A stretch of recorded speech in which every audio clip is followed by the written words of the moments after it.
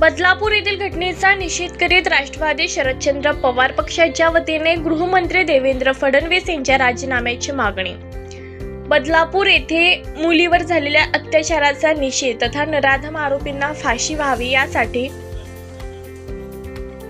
राष्ट्रवादी काँग्रेस पक्ष शरदचंद्र पवार जळगाव जामोद तालुका महिला आघाडीच्या वतीने तहसीलदार जळगाव जामोद यांच्या मार्फत मुख्यमंत्री महाराष्ट्र राज्य यांना निवेदन देण्यात आले।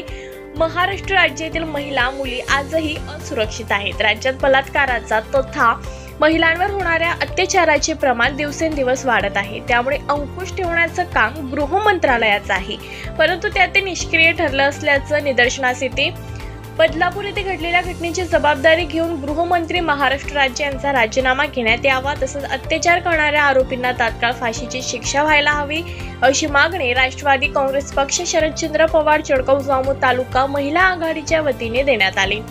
यावेळी महिला तालुका अध्यक्ष वर्षा वाघ, पुष्पा वायजोडे, शोभा इंगडे, उषाबाई वायजोडे, रेखाबाई पाटील, आशाबाई वायजोडे, प्रमोद सपकाळ, एमडी साबिर, पराग उच्चार, शेख जावेद, इरफान खान, महादेव भालतड यांच्यासह असंख्य पदाधिकारी व कार्यकर्ते यावेळी उपस्थित होते।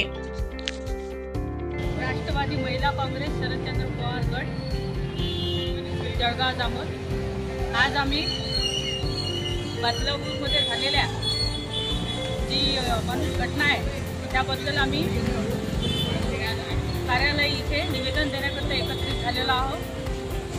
तरी माझी मुख्यमंत्री साहेबांना ही विनंती आहे की आम्हाला लाडकी बहीण योजना नको, आम्हाला लाडकी बहीण सुरक्षा योजना द्यावी ही मी त्यांना विनंती करते।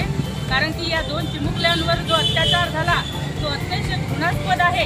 त्या सगळ्या अत्याचाराचा आणि त्या वाईट कृत्याचा आम्ही राष्ट्रवादी काँग्रेस पक्ष शरदचंद्र पवार गट याच्या वतीने आणि माझ्या महिलांच्या वतीने जाहीर निषेध करतो। सरकारचं करायचं काय?